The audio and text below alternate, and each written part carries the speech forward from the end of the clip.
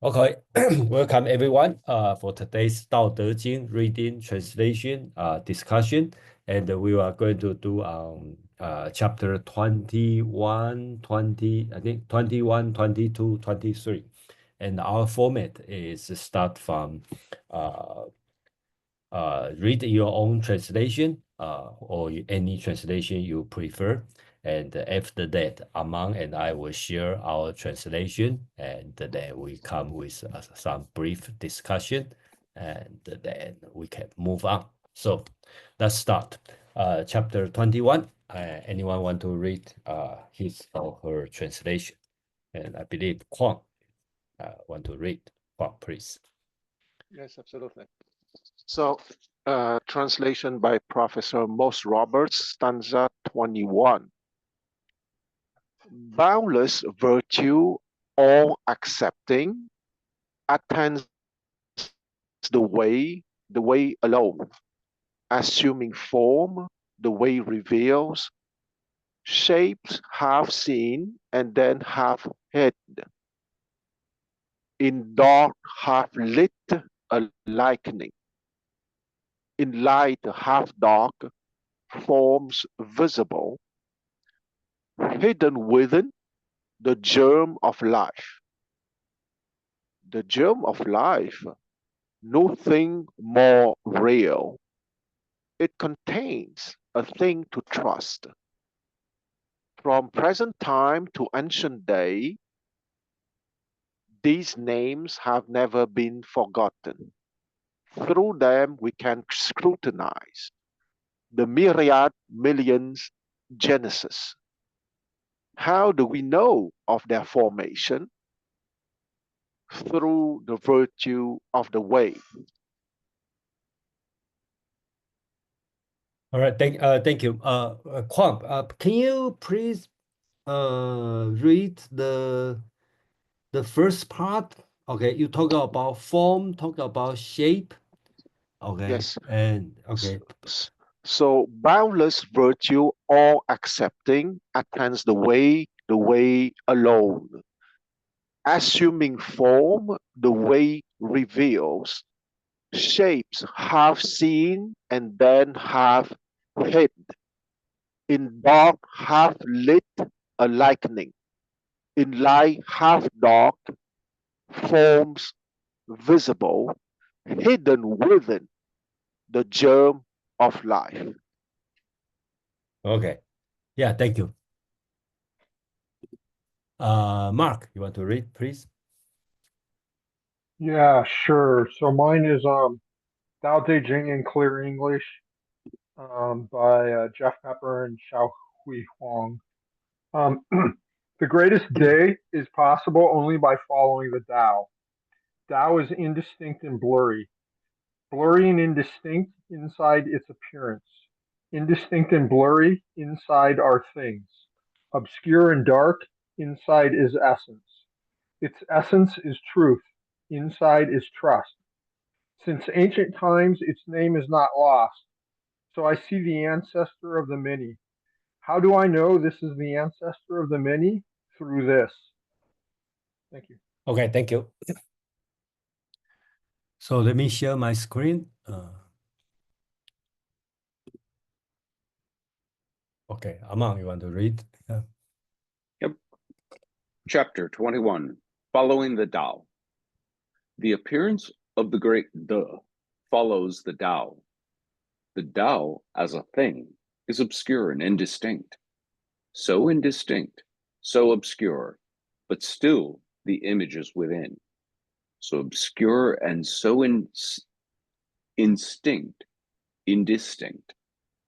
but still the thing is within.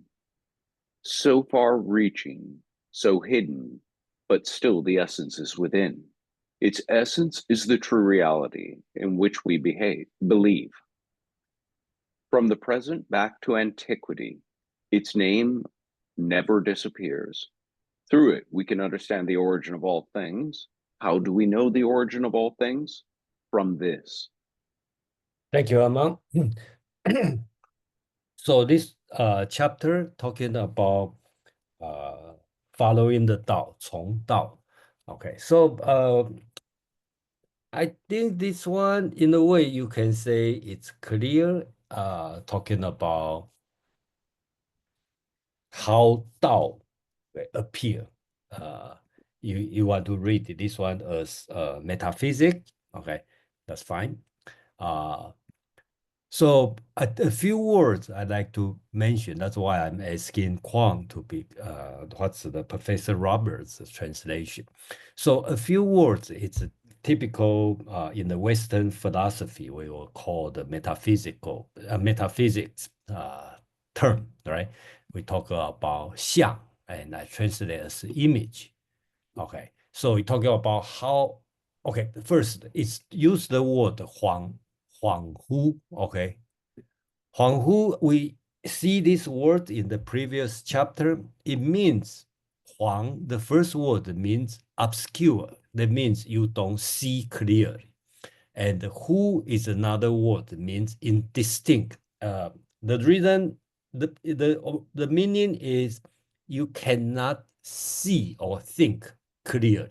Okay, so basically that's opposite to Descartes talking about clear and distinct, right? And if you read Descartes' meditation, he keep talking about something real is clear and distinct. It's just opposite to what Descartes talking about. So it's obscure and indistinct.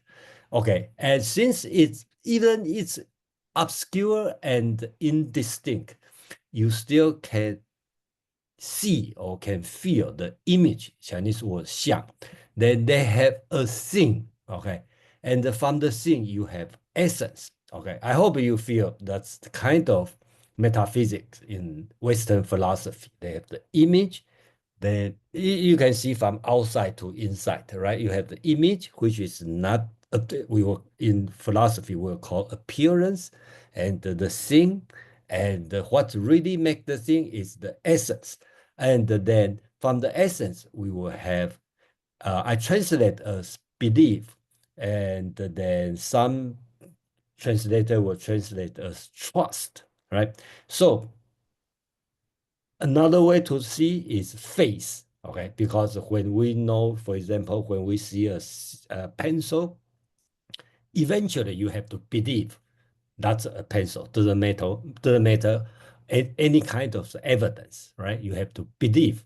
When I see a pencil here, and you have to believe it's a pencil. You have the image, it's a thing, and then you know they have the essence of a pencil.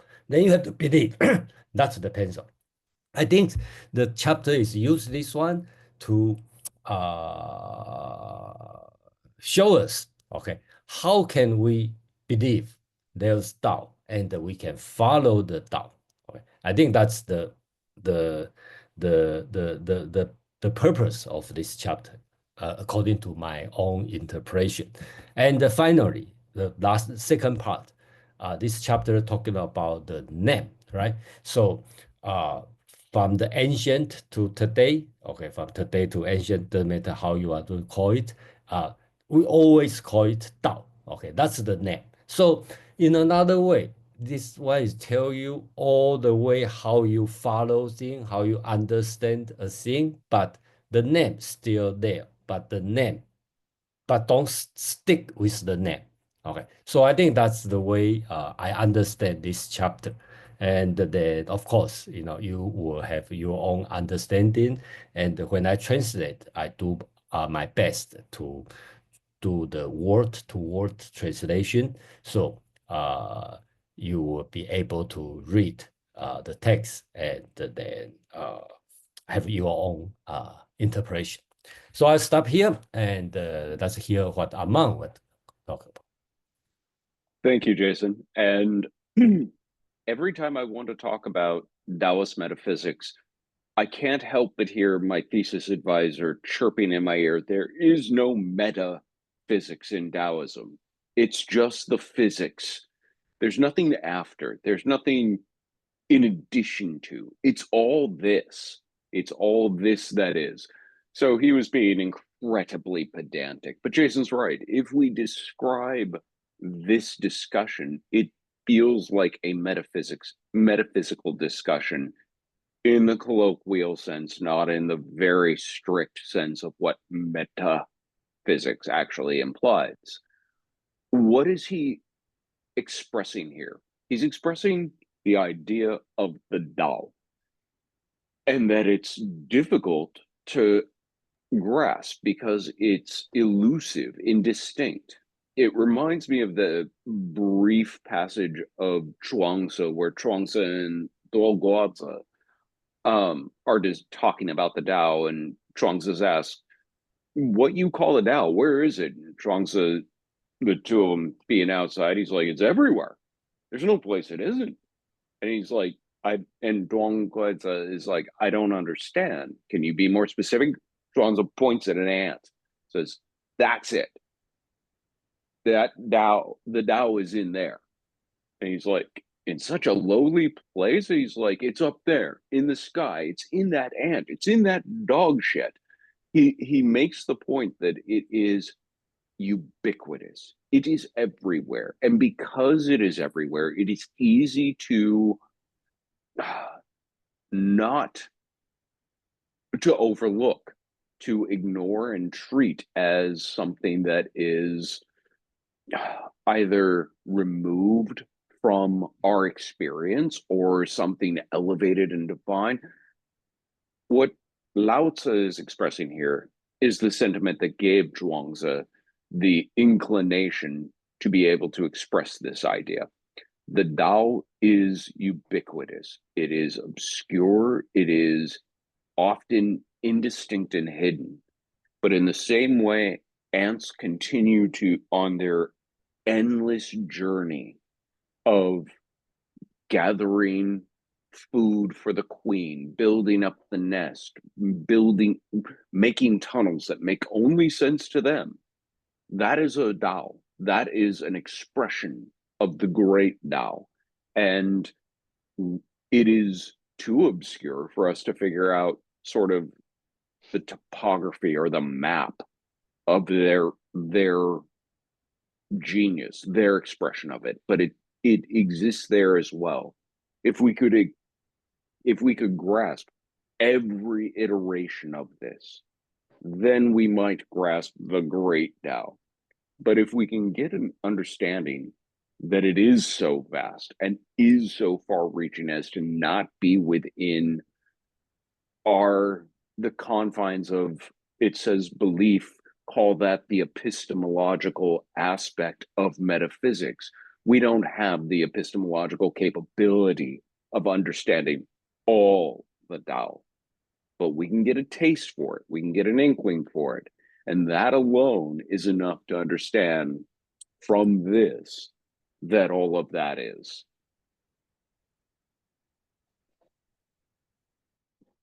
Oh, okay. Thank you, Amang. Okay, so let's have a brief discussion on this chapter. And if you have a question, comment, and or your own opinion about this one, or you can share what do you learn from this chapter. We have a Kwang and Darren. Kwang, please.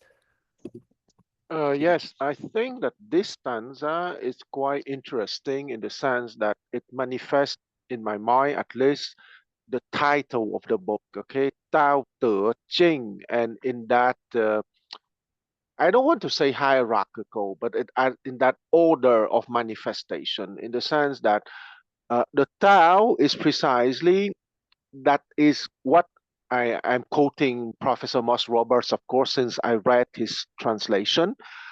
What is hidden within the germ of life? Okay, so here, that is what Professor Roberts means the Tao, the germ of life. The germ of life, nothing more real, in the sense of what is something that is really real. Well, that really real stuff lasts forever. Okay, it never changes. Okay, that's truly real in terms of and here I'm a little bit embarrassed to use a technical word, but in ontology, what is real is the stuff that never changes. Okay, so that is the germ of life hidden within. But between that absolutely real, which never changes, and what Professor Roberts called the myriad, the millions genesis, meaning the 10,000 things, okay, using a more ordinary expression.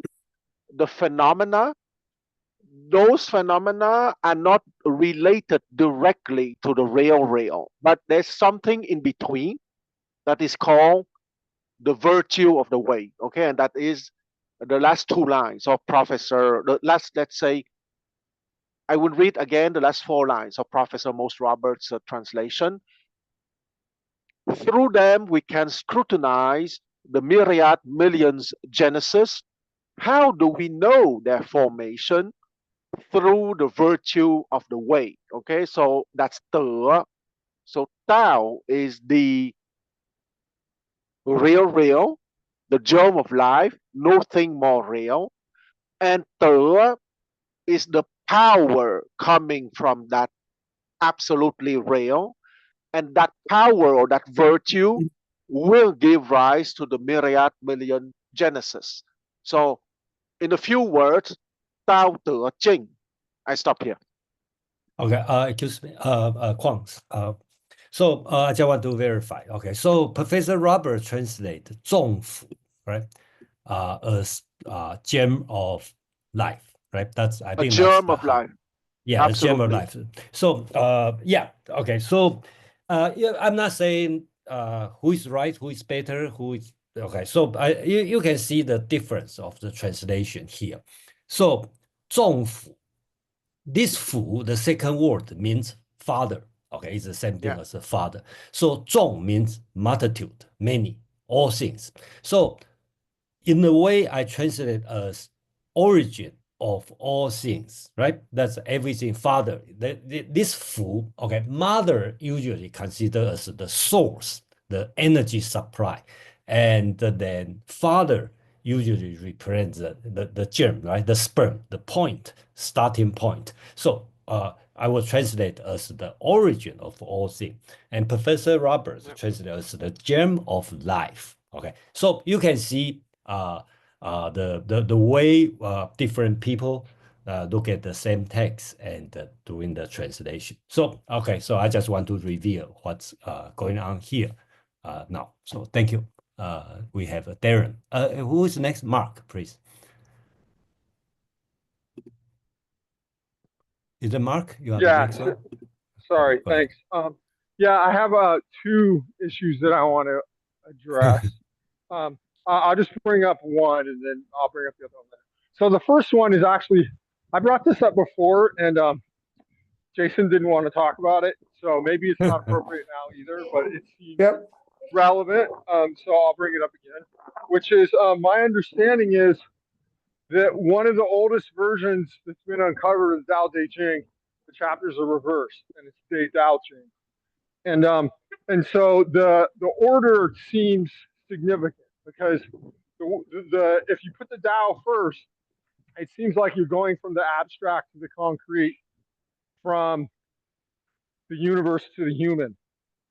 To me, where if you put it the other way, it seems like the inverse. And since this first line, particularly, if I remember it correctly, I don't have it in front of me, is talking about how day follows from Tao, or day is derived from following a Tao. I wanted to hear some commentary on what people know about this order question and why it's relevant or not relevant or whatever. That's it. I have a different issue too, but I'll bring that up later. Okay, Yeah. thank you, Mark. So let's be more focused on this chapter, So, you can talk about which one is first, your opinion, but please put more effort on this chapter. Thank you, Mark, anyway. You have other comment, Mark? About Yeah, this chapter? sure. So I find this chapter very difficult. I can't get much meaning out of it. And when I was listening to Amon's comments about the ubiquity of the Tao, actually what Quan said actually made a little bit more sense to me, although that was pretty vague to me too. But I'll just say this. If something is ubiquitous, to me, that makes it almost meaningless. Like if you're following the Tao, well, if the Tao is everywhere, well, then any which direction you go in is following it. So you couldn't be, it seems to me, it couldn't be saying, it couldn't be advocating or directing or even commenting on one way versus another. So where is the day? Where is the power? Where is the virtue? It seems like in whether you think of it as power or virtue, that's a process of at least selecting or orienting oneself towards something and maybe away from something. Or and with the idea of the complete ubiquity, I'm I'm not sure how one can do that. It doesn't. It seems kind of meaningless to me. So I'll just leave it there. Thanks. Okay, thank you, Mark. Amar, please. Yeah, let me take a quick crack at this because Mark's onto something actually. Yeah. What is the point of trying to follow the Tao if the Tao is ubiquitous and there's actually no way you can't be following the Tao? You are a part of this great Tao. True, but you can try and ice skate uphill, and you make the whole process of following that Tao more difficult on yourself. Not that gravity ceases to become a law, but you are just going to be fighting it the really hard way.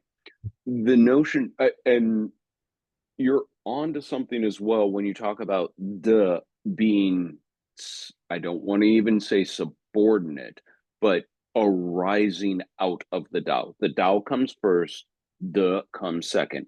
It's worth remembering those last two lines of the last chapter that we discussed last week in such detail. Shermu, eat mother, that we were talking about the mother. Here, now, we talk about Zhongfu, the father. And so there is a complementation at work in these two verses. There's also a complementation between De and Dao. Dao is the more yin. It is ubiquitous. You can't escape it. You can just try and make your life easier by following it more or less with the grain. De, you develop. It is that which emanates out of the Tao, well observed, well understood. And this kind of gets to that, what we discussed about the idea of a kid having your way. They have it together. They're going places. They've got their Tao they're following. Not very Taoistic of them, but we would see that as them having a lot of a lot of yang, a lot of action, a lot of virtue that they are exhibiting, which is fine, but you've got to watch it because you can burn that out quickly. Yang is dynamic, it's powerful, it's obvious, and it's fleeting. Yin lasts. De ebbs and flows, bright and fades. Dao persists. I hope that makes it any clearer. Yeah, thank you, Amam. But Mark hit a very important point to how to interpret Taoism or Dao De Jing specific, because when Amam talk about ubiquity, that's one way to look at a Tao. Okay, that's more Zhuangzi's way to look at. And another way people will look at the Tao, or especially Dao De Jing, as special, highest, the almost like the God. Okay, so that's another way to look at. But we are not here to talk about which one is right, which one is right. But whenever you see people's different interpretation, that could be the source of understanding the Taoism. Okay. Anyway, thank you, and let's hear from let's have Darren some comment. I know you always bring up a very, very difficult question, so thank you.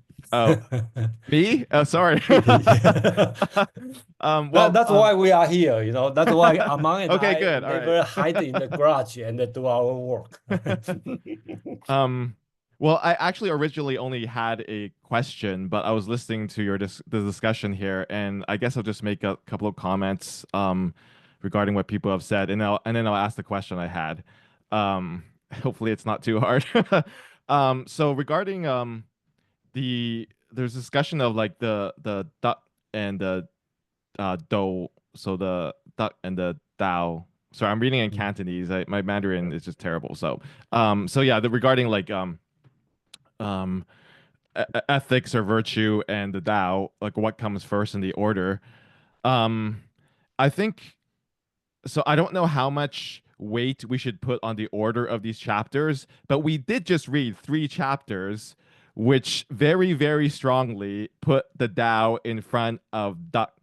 So for instance, the beginning of chapter 8, which we discussed, when the great okay, I'm reading the Derek Lin translation, which is the one I have. So it says the great Tao fades away. There is benevolence and justice. Wisdom comes forth, and there is great deception, and so on. So it's when the um, and then in chapter 19, he goes on, end sagacity, abandon knowledge, the people benefit 100 times. And then in chapter 20, yeah, chapter 20 is all about this. I won't read. It's just all about all these people who are striving to learn and cultivate themselves and profit. And then by the end he says like, but he alone, he's just gonna value the nourishing mother. So yeah, so it really strongly puts like the idea of the Taoist Tao ahead of the of course there's a Confucian Tao, which is why it's also confusing, but anyway.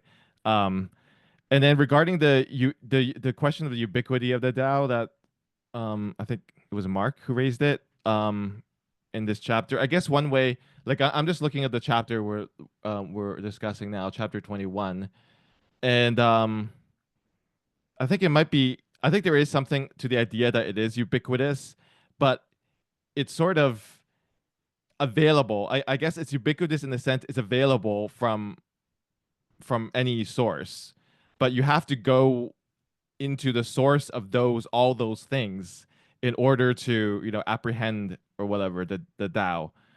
So here in chapter 21, he's saying like go within, right? And he's talking about the origin of all things. So like that could be a way in which we might understand the Tao to be ubiquitous. In these metaphors he's using of like containment and and origin and source. And in fact, okay, and so I'll just get to my question now. The one I had for everyone or anyone here. And it is related to this idea of the source. So he says at the very end, right? How do I know the nature of the source with this?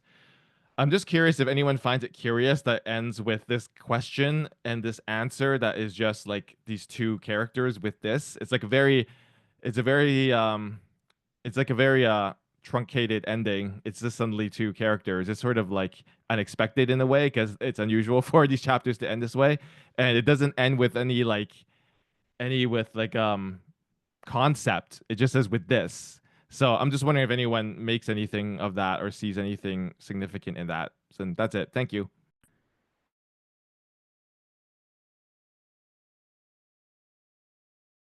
So thank you, Darren. And I think Darren is talking about this, right? Eats, and then I translate from this. So it's kind of give an answer. It's very, I think it's very unusual in the 81 chapter. I think none of this. Usually it end with a question. I didn't give you an answer. Okay, and this one is this one.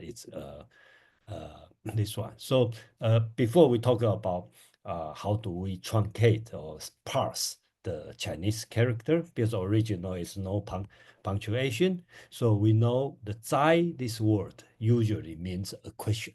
So that's why we put a question mark here. And then we have an answer from this. Okay, so okay, that's what Darren is asking. Okay, so let's continue our discussion, and let's go to Mark and Kwang. Okay, Mark, please. Hi, Mark. Haven't seen you for a while. It's great to see everybody. And I hope I didn't miss other classes, or was last week the first meeting?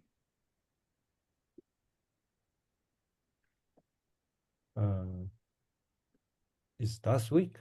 No, 2 weeks ago we restart, right? Yeah. Oh, okay. Go ahead. Okay, Yeah. I'm sorry.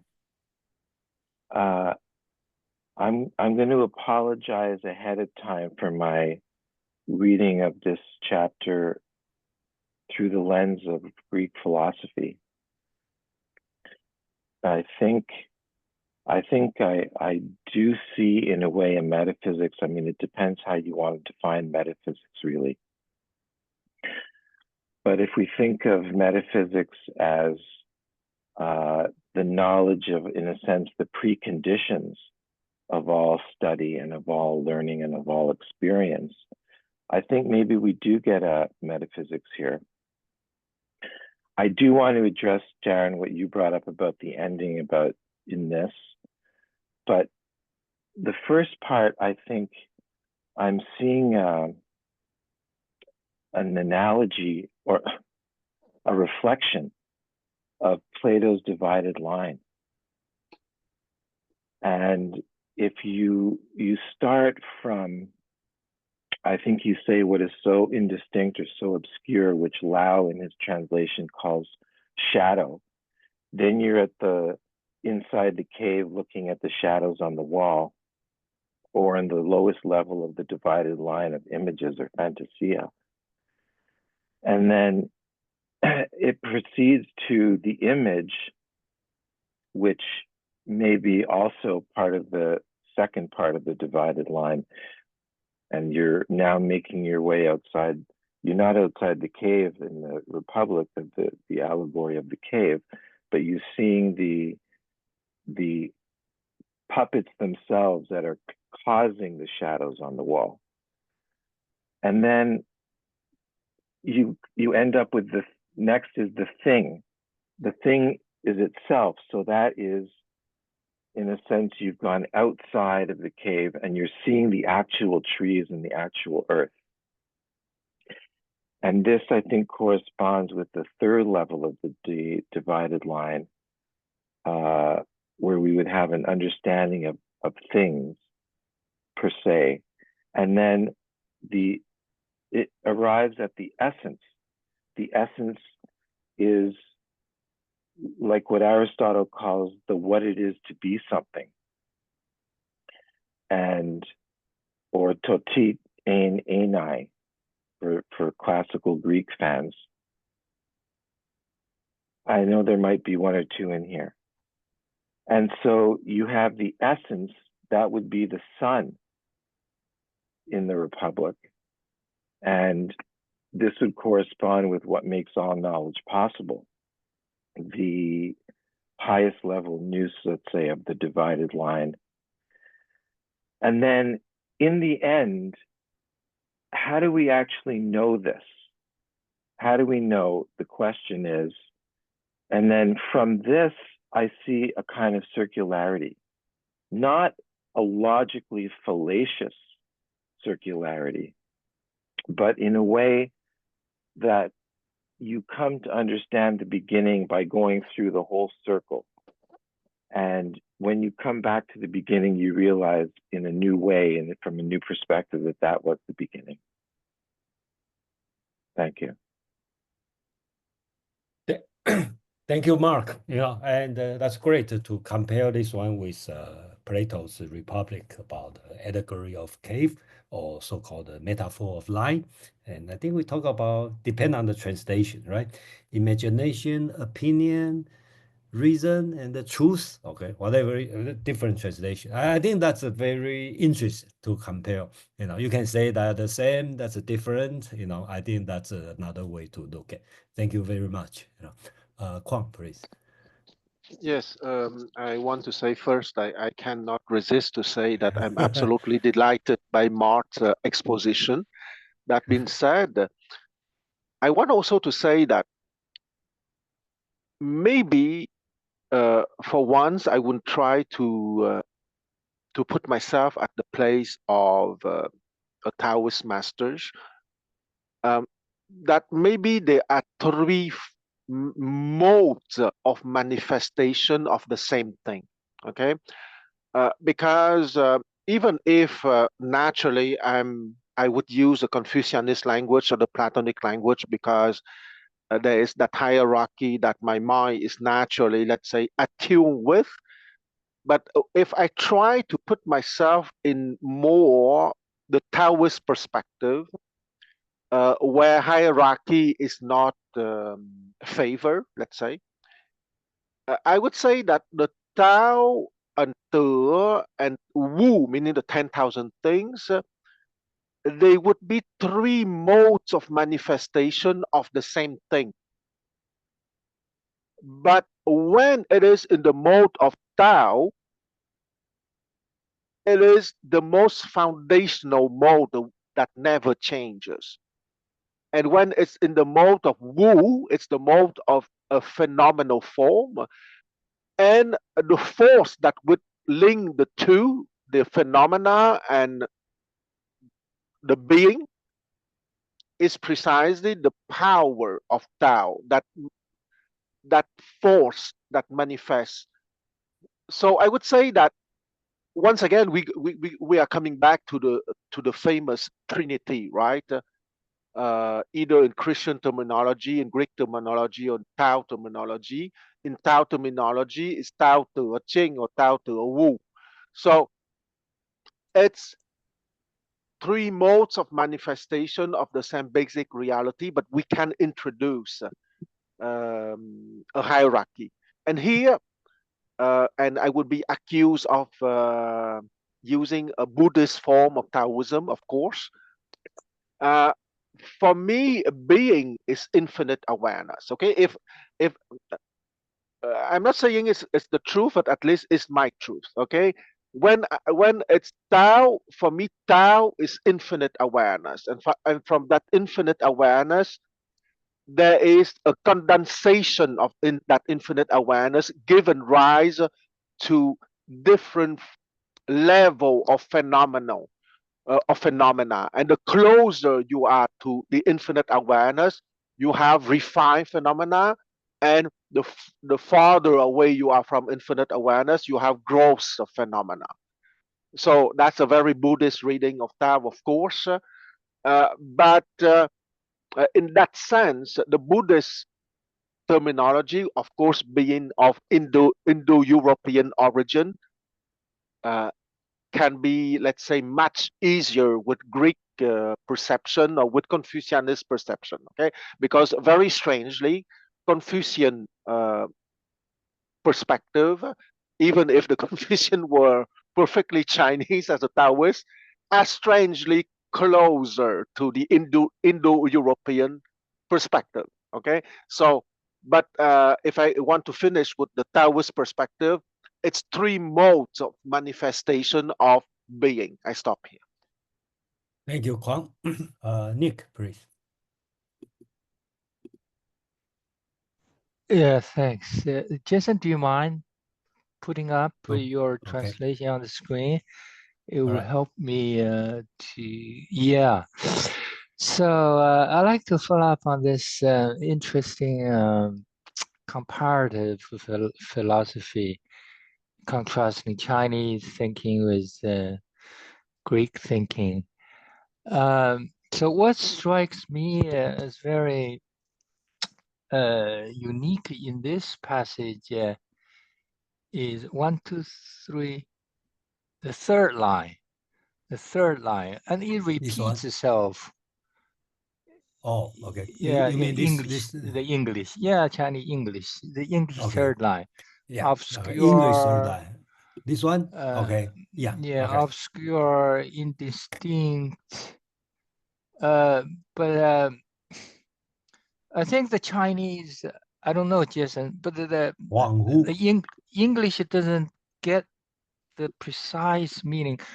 Okay. Obscure could mean I don't see it, right? It's obscure. Yeah.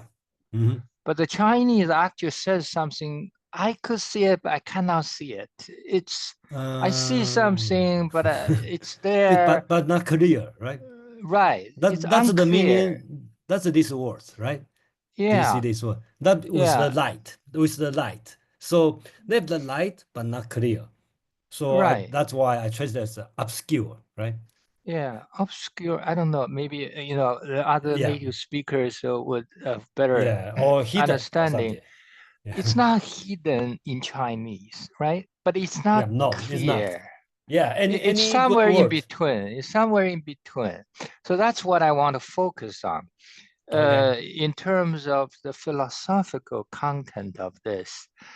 Um, so the Chinese thinking, has been characterized by many as imprecise, not propositional, not definitional, because these guys never define precisely the concept.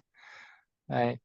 Then think about the Greek philosophy under the Western tradition, very precise definition, you know, uh, what's the word? I forgot. You start with the definition, you got inference, you got proposition, you got inference. Okay, but the Chinese, wow, Tao, well, it's something, but I don't know what. Okay, well, why worry about it? Let's move on.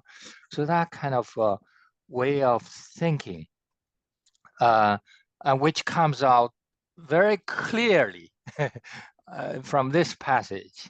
So I just want to share my reading of that, which, yeah, which is a very different way of thinking, I would say.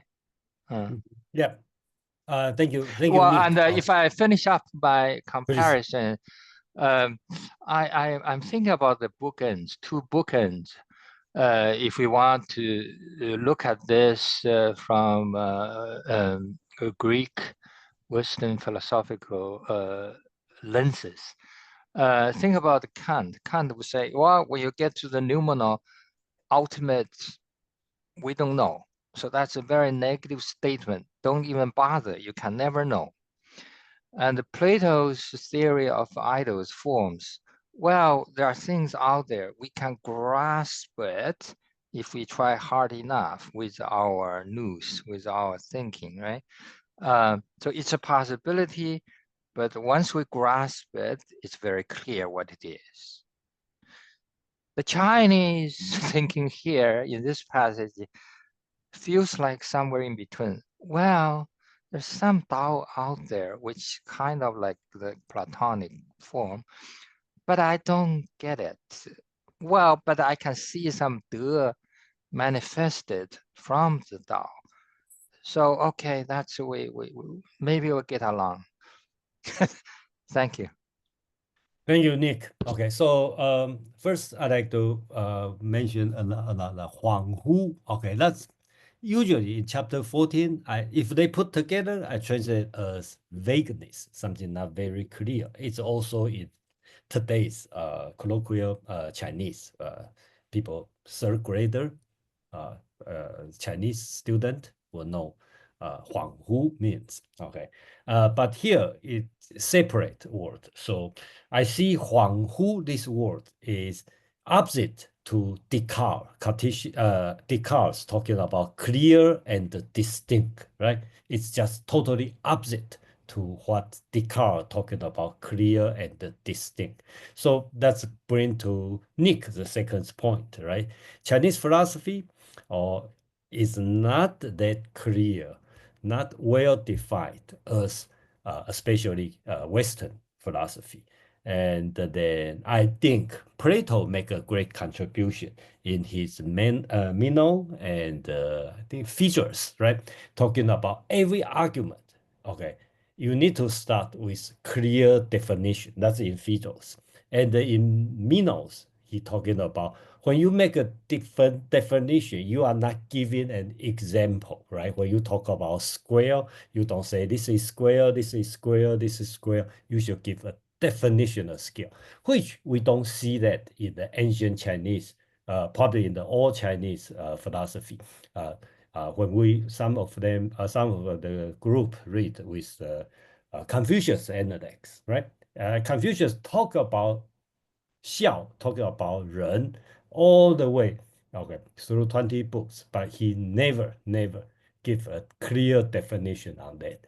You can say that's the shortcoming of the Chinese philosophy, but in another way, you can say that's the advantage of Chinese philosophy. So I think that's a different view on that. So let's continue to discussion. That's then we have to move on. We have a Mark and the Darren. Mark, please.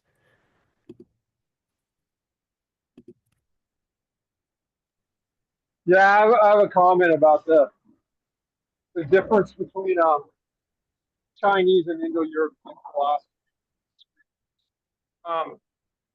One of the phenomena that Indo-European and Chinese philosophy have in common is they have the kind of elemental theory. At least that's the way it's often described.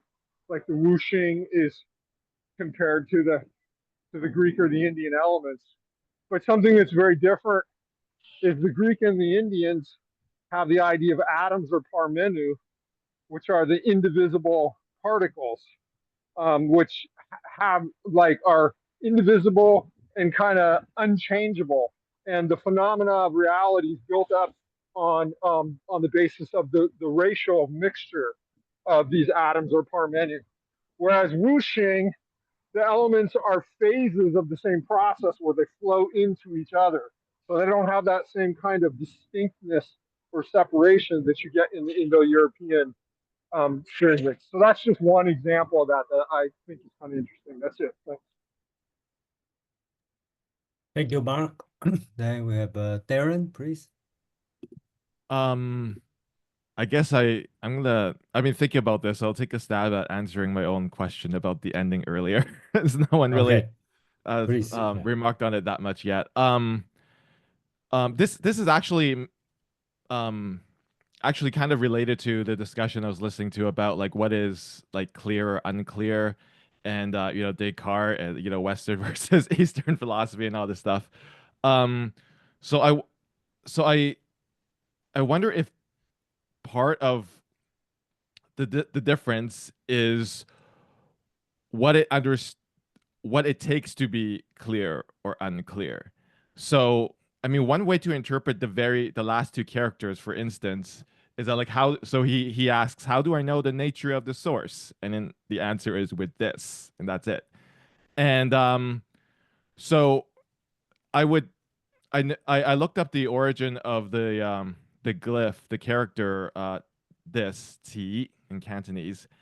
And of course it's a combination of Z, so the left part of the character is itself a character, so that represents a foot. So that's and it's very clear in sort of very ancient Chinese that is a foot. And then the Qi adds the right part, which is actually someone's leg. So the character actually represents someone being kicked or you kicking someone.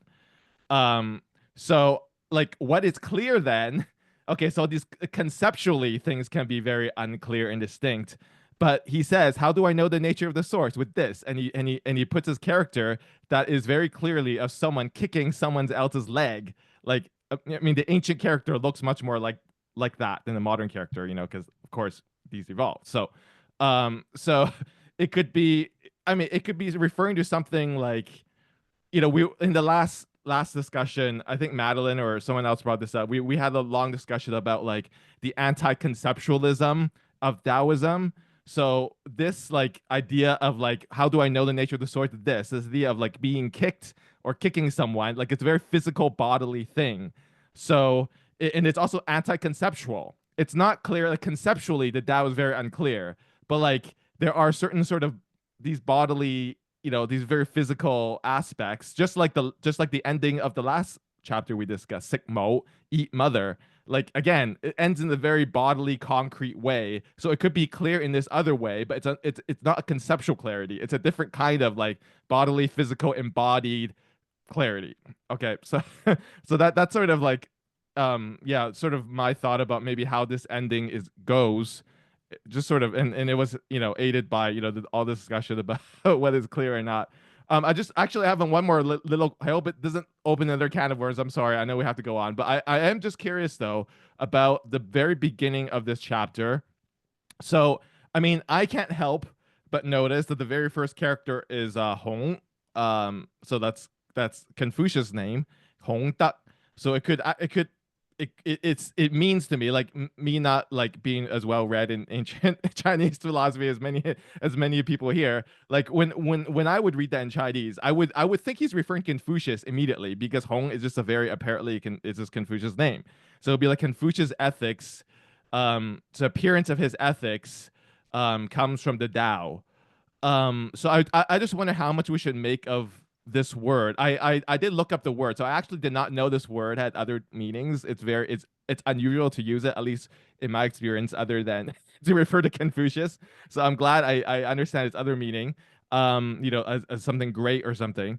Yeah. So like, is there any significance to that? And I guess like it would to me it seems like it might make sense if it also sort of like if it connotes Confucius as well, if it like sort of quietly refers to Confucius, just because as we discussed, the last three chapters are very much anti-Confucius chapters, although Confucius doesn't come up. So so now we arrive at chapter 21. It seems to almost like maybe explicitly suggest Confucius. Yeah, we're definitely talking about Confucius now. We were, and we are.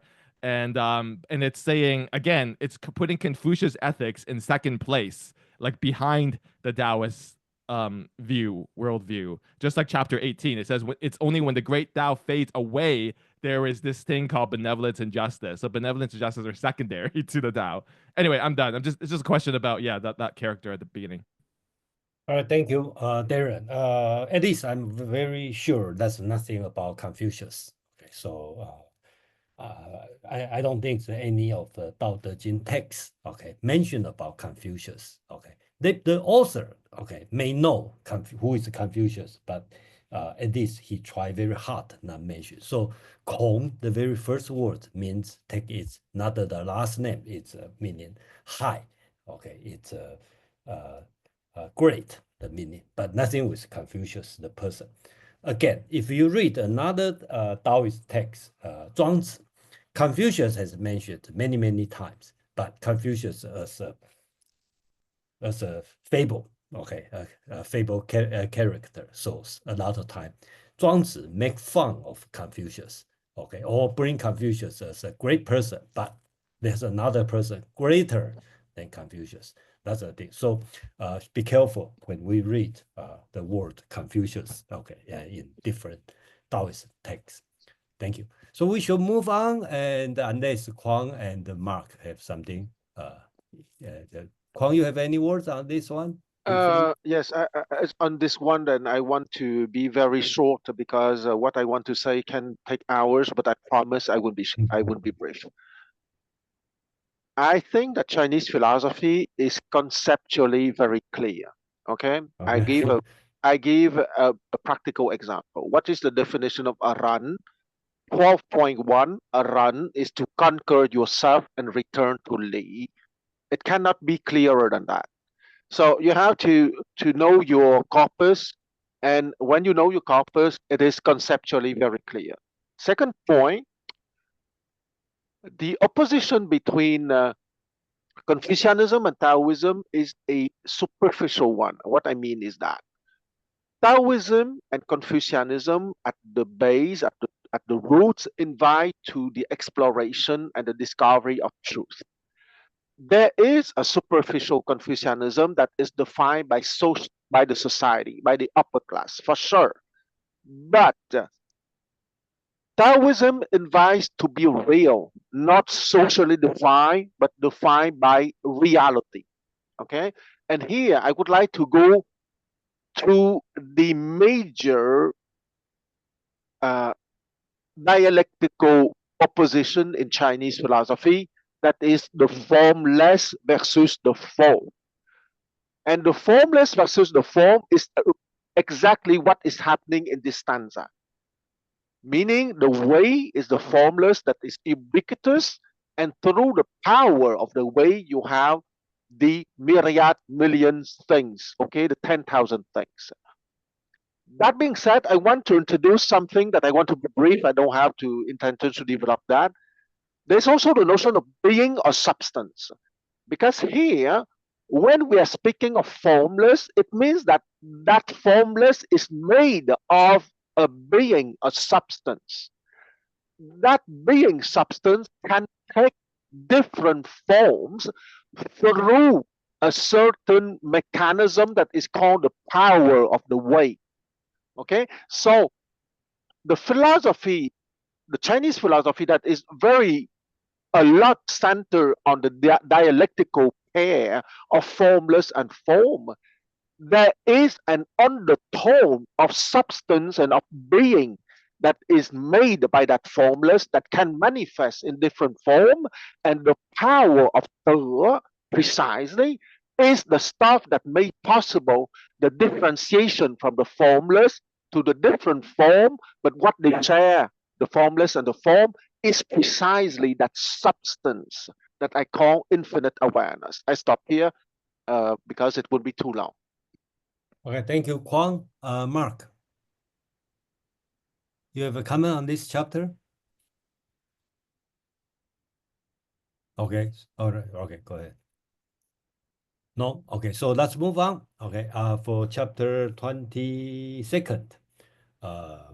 So let's read two translation and then we'll start. Kwang, you want to read? Yes, I want to read. Okay, so translation by Professor Moss Roberts, stanza 22. Bend to not break. Wrong leads to right. Depletion to expansion. Ruin to revival. Deprivation to acquisition. Thus, the wise hold fast to oneness. Their measure for this world below. They make no display and thus shed light. Put forward no claim and thus set patterns. Do not advance and thus succeed.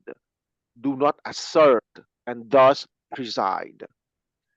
By their refusal to contend, the world cannot with them contend. Those ancient words, bend to not break, have pith and point. Truly those unbroken credit them. Spare speech and let things be. Thank you, Kwang. Okay, as any other version want to read? I literally if just someone goes, I'll go. My book here. Yeah, someone else go. Steve? Go ahead, Steve. Guys, thank you for letting me join late. I have a weekly call with a Japanese friend. We just backed it up a half an hour, so next week I should be less late.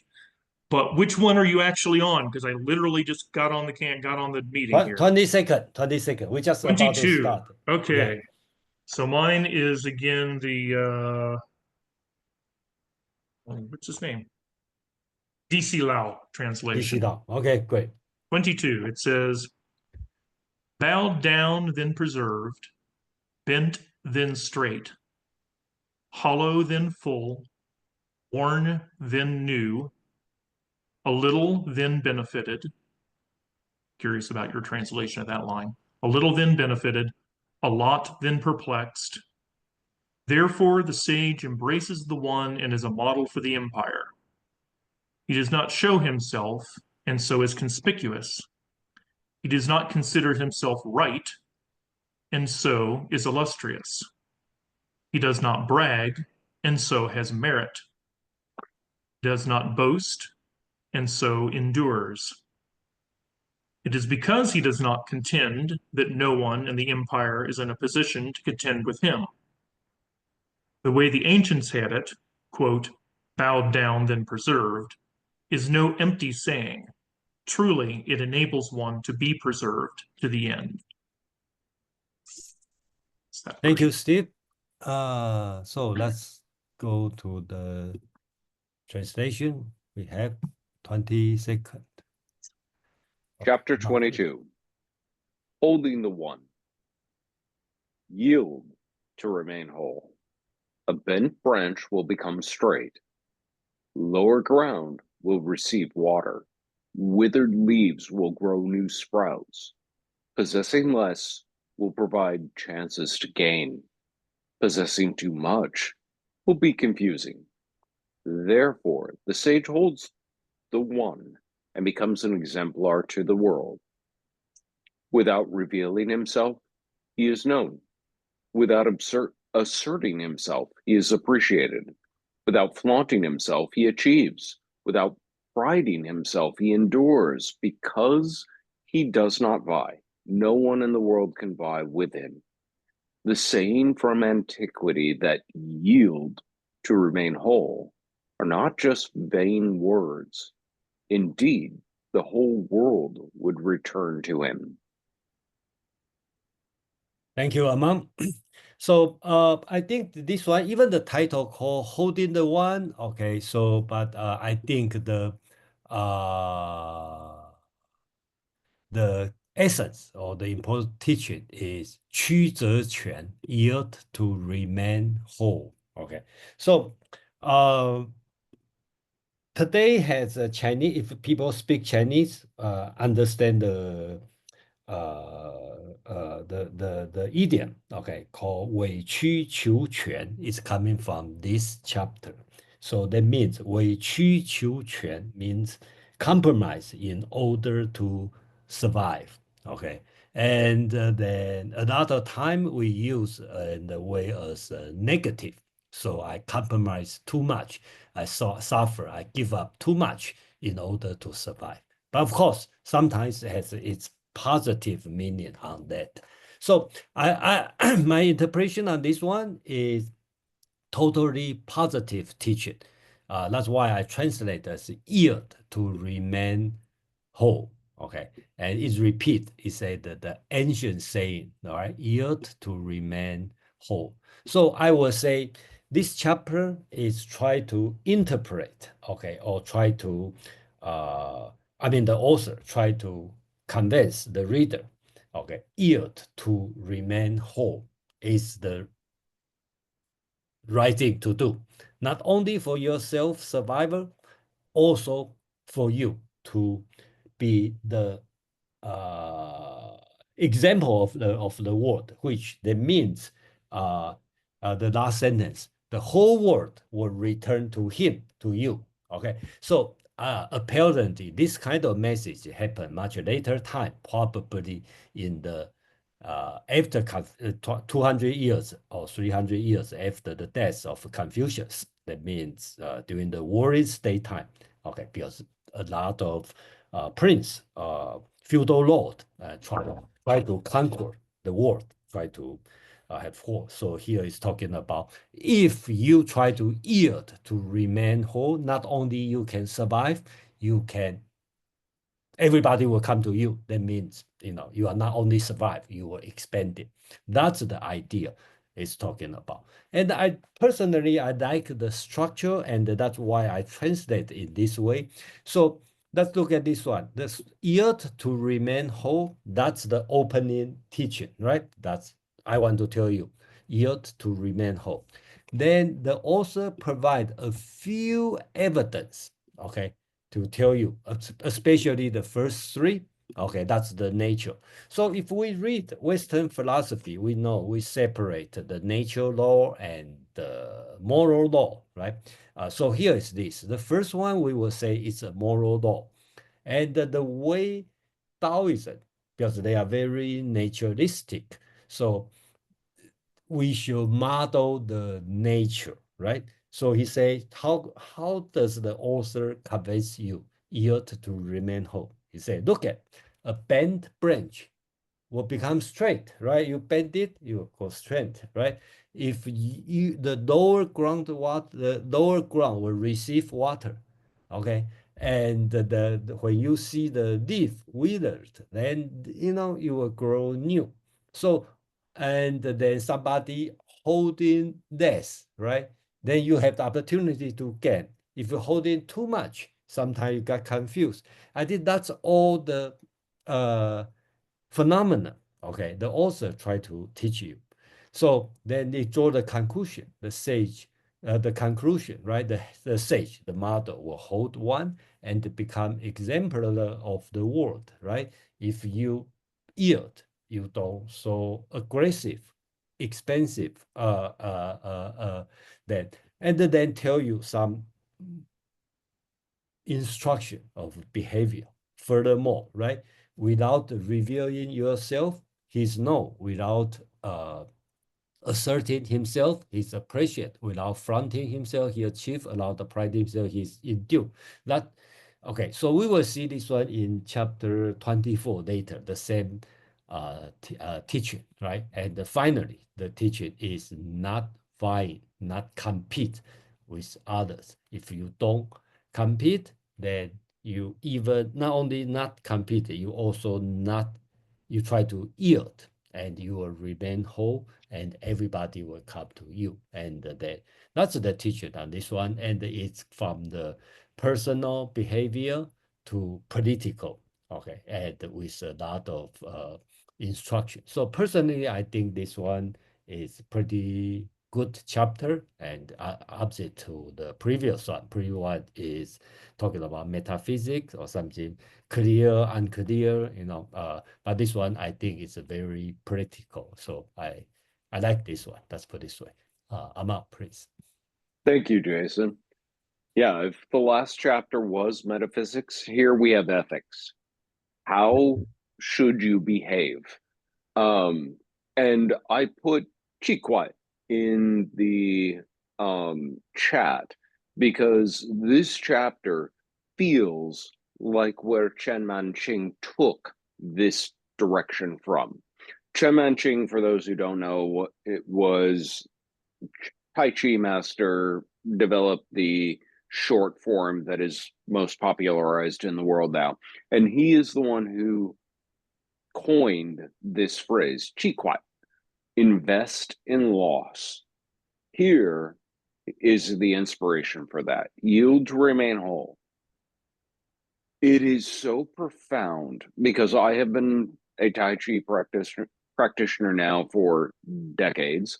I have known this instruction, and I continually find new layers of, oh, that's what it really means to invest in loss. Stop trying to pride yourself. Stop trying to flaunt yourself. Stop trying to assert yourself. I always say my most difficult Tai Chi exercise when I've got a class around me is to shut up, because I want to keep instructing. I want to keep revealing. I want to keep directing. And it benefits me to just shut up, invest in the loss of my own voice, of my own expectations. Let the students do their thing. Let them follow. Let them stumble. Let them struggle. All of that is necessary to learning. I need to invest in the loss of my need to instruct. I need to invest in the loss of my need to ... Investing in loss is a lifelong practice that you can return to again and again and again in real circumstances. Here is where that starts from the Dao De Jing. Yield to remain whole, and know what that actually yields. It yields results. Things will bounce back. They will return. They will change. You will see a flourishing after a time of feeling like you've had to really let go of a lot. That is the ethic of, or the ethics of being a Taoist, about following the way. And it's not faith that everything will just work itself out fine. Wu Wei is not doing nothing. You still need to do.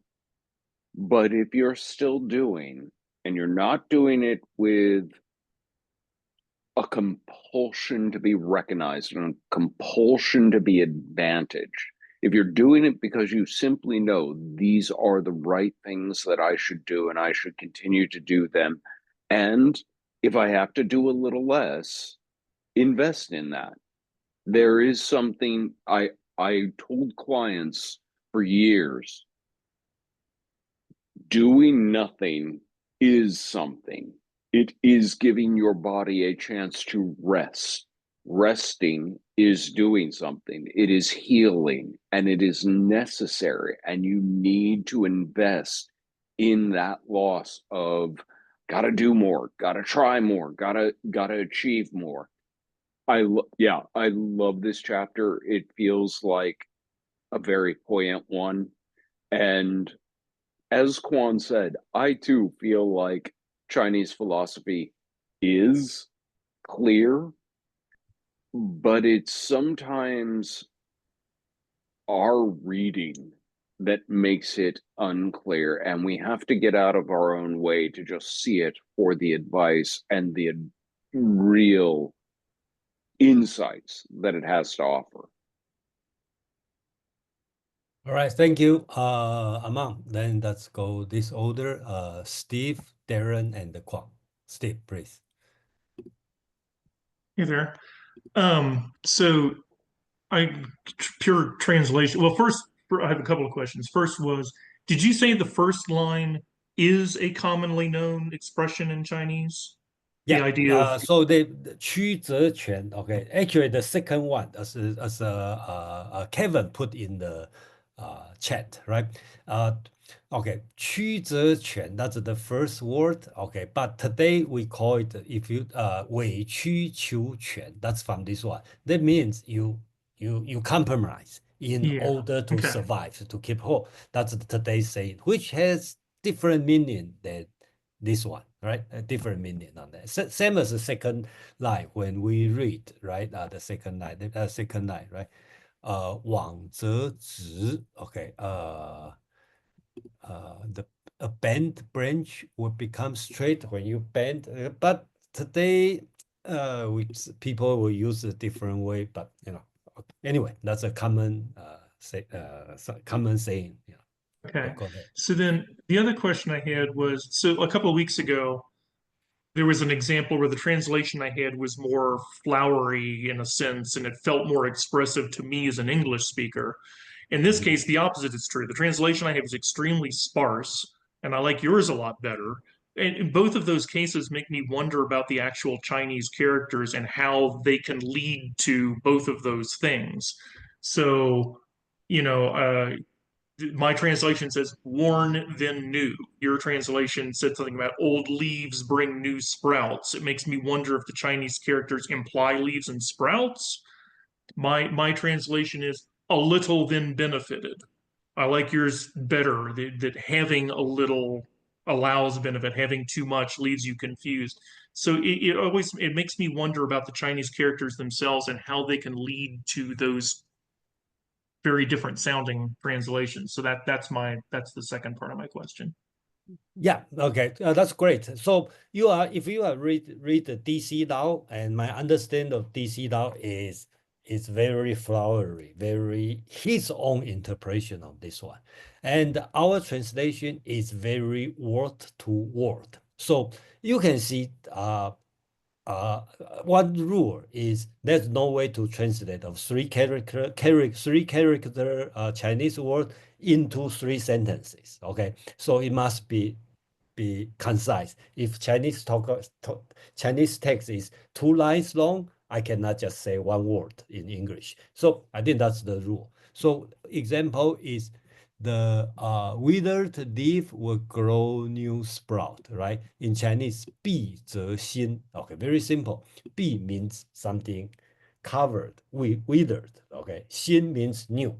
Okay, so very simple. 少则得, small, and more. That's it. So I already have a little bit more like possessing. That's another word in Chinese. Basically, is much, be confused. That's it. Is what the If I DC have Lao was using was just yeah, that could be right. I think I have to admit this is how do it right. Yeah, probably better than my own follow my philosophy, my rule more than I do it. Yes, I agree yeah. with Well, I that. would say I like what you did better because this. I mean, I don't know. it's too sparse. It also makes Yeah, me wonder sometimes if I have in the to find. Chinese, is there, when it just has those three words, less brings benefit or whatever that might Yeah, translate. I Is there an agree. implication there because it's in Chinese that the English just can't pick up in three words? I mean, I think that's the challenge of translating it. Yeah, in the ancient text, why Chinese are so concise? Because they miss the Chinese. It doesn't. The ancient text doesn't show the tone. All right, there's no tone on this one. You just see the meaning. There's no tone. Okay, yeah, the same word you can read as a lesson, a teaching, as a description, as a comment. Or as a complaint. The same word. So that's the thing I have to figure out and make the entire chapter consistent. And that's the case. I will insert some additional word. And I try very hard not to insert my own interpretation on this one, but I try to insert the tone of the author. And then that's the way I try to do. Yeah, Thank you to bring Jason. up this. Thank Go you. ahead. Jason, I wanted to address this just a little bit because it goes to the whole project of translation from classic Chinese to English. You are dealing with a language that is highly contextual and highly understood in that context. So, the way I describe this, imagine as an English speaker, you're standing at a fence post somewhere in the South with a neighbor who's been the neighbor of your mother's neighbor and your grandmother, and you go back generations together. And the two of you sitting there see a cow across the street, and you nudge one another and say, "There's that cow." That sentence, in and of itself, doesn't mean anything. Because of the history and context, you understand one another to be communicating something much more deeply profound. Chinese as a language is this contextual and this profound because it's been so consistent for so long. English Right. and other Indo-European languages dealt in competition and therefore had to be almost over the top in their explicitness.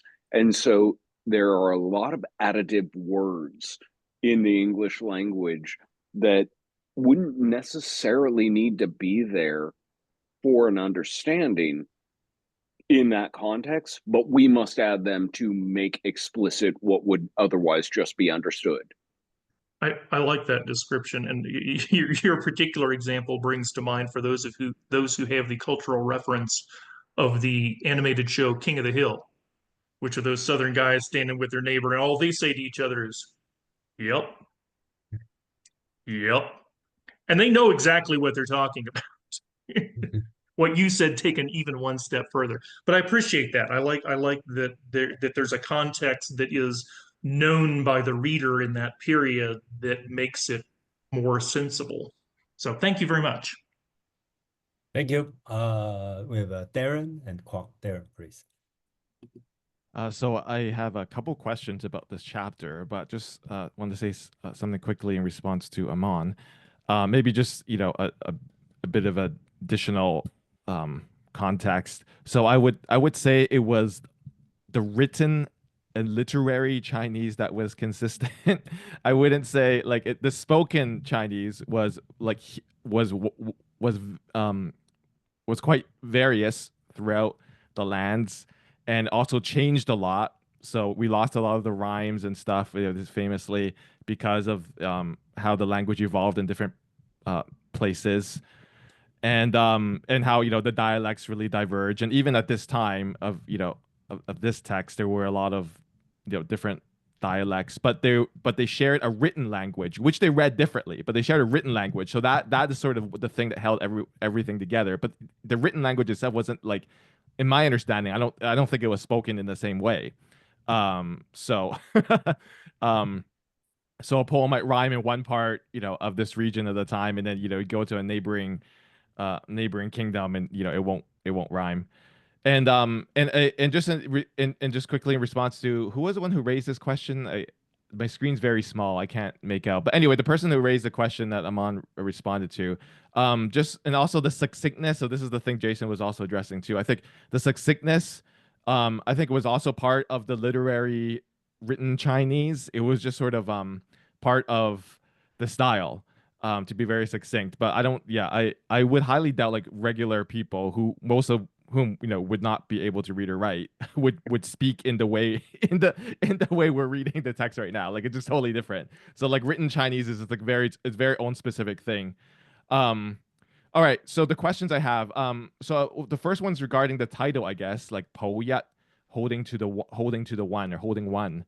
I'm curious, like what people make of this. So it shows up in the actual text as Jason and Amon translated as, therefore the sage holds the one and becomes an exemplar to the world. The Derek Lin translation I have, therefore, the sages hold to the one as an example for the world.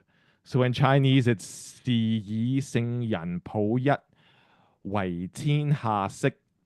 So I'm just curious. So I guess like the basic question is like what do people understand of it to be saying? Like the sage or the sages holding to the one, and then there's like certain like differences in translation, like holding to the one as an example for the world, or holding to the one to become an example to the world, or whatever. So that's the first question regarding the one thing. The second question is regarding the end. So I noticed I'm curious how Jason and Amon like what they were thinking when they were translating the end, because I think it's quite difficult to like figure out what it's saying. So there's a question and then an answer. So the question is 唏噓現哉 and then 成全而歸之. So were they speaking empty words? So I think that one's pretty easy. And then the answer is kind of perplexing. So I'll just read the various translations that are available for us.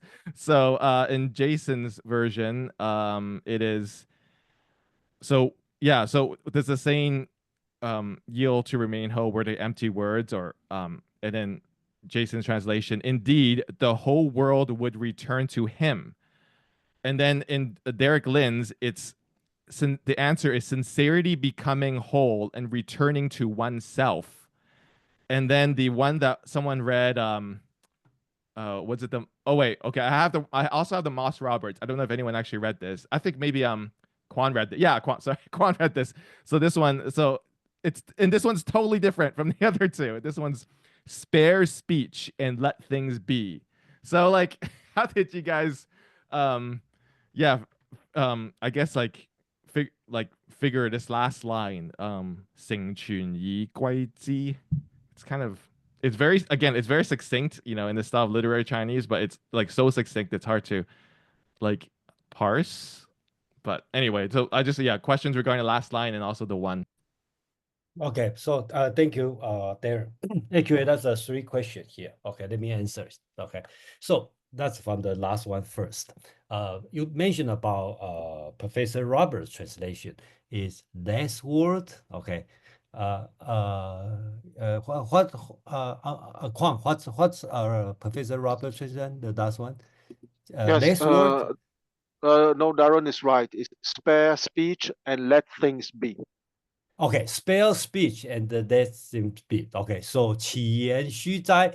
I just have to say I disagree, right? Because the Professor Robert translated this one is teaching, right?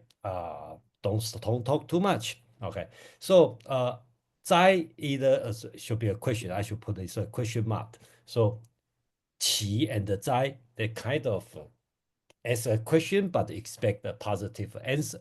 So this one is talking about the previous words. Okay, it's not the van word 虚言. Okay, yeah, at least my reading is not a teaching. It's talking about the previous one. Okay, so that's my interpretation. Okay, so I will say I disagree. Okay, on that. Doesn't mean I always right, but it means based on the entire interpretation, I disagree also different than what Professor Robert talking about. Second question, Darren also mentioned the Derek Lin's translation. Is the sincerely return to one? Okay, here, because the Chinese word 归之. Okay, again, this word, it probably, if you do the word search, this word about appear like, I don't know how many times. Okay, this 40 times, 50 times. Okay, it's this word has no meaning. Means it, that, the whatever you want to talk. So here, my interpretation is political. Okay, so that means, right? He talking about, the reason is he talking about 天下, the world will not vie, okay, with him because he didn't vie with them.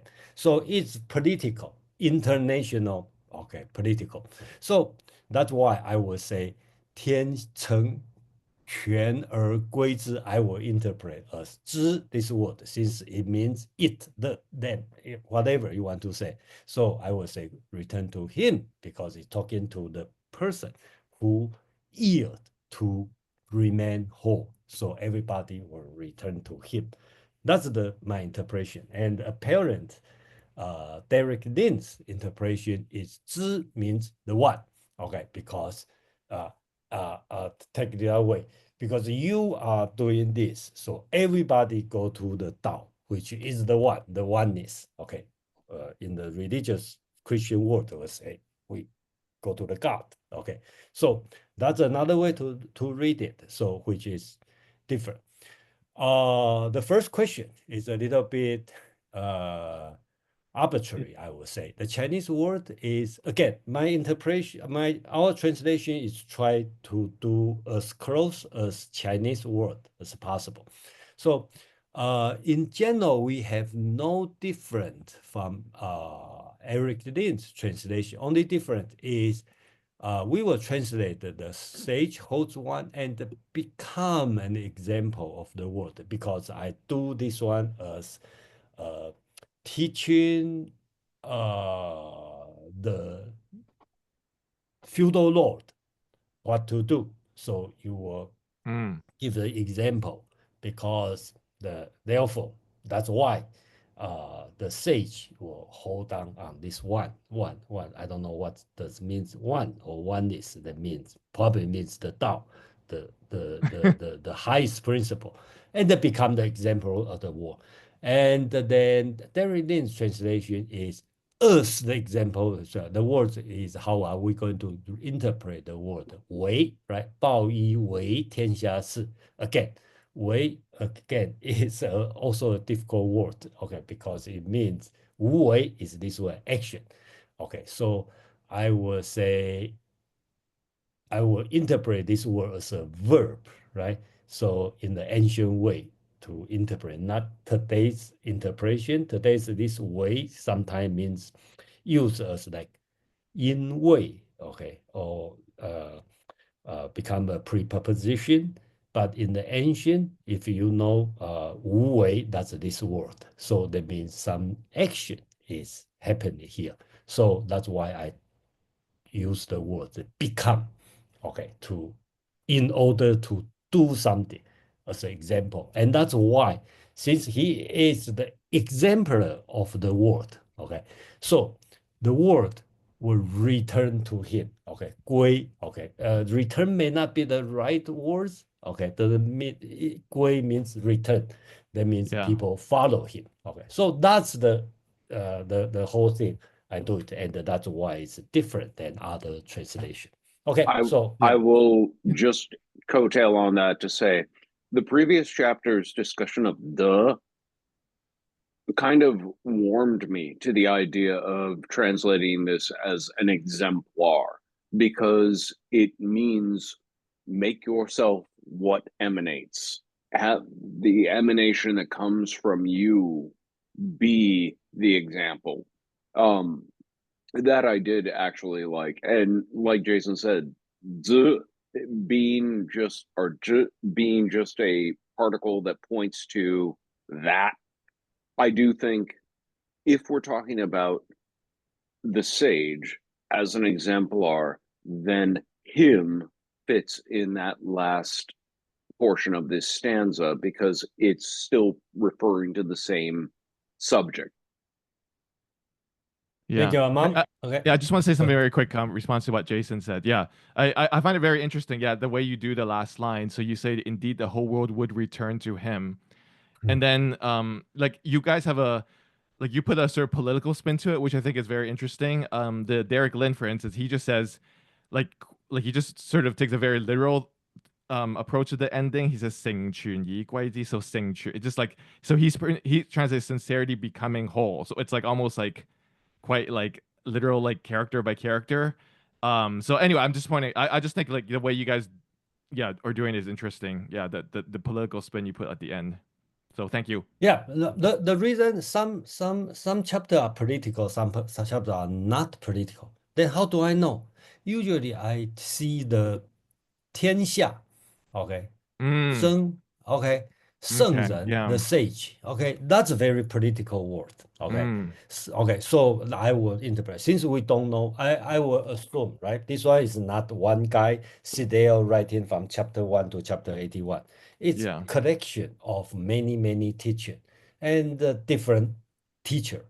But Yeah. the question is not who is the teacher. The question is who is the audience, right?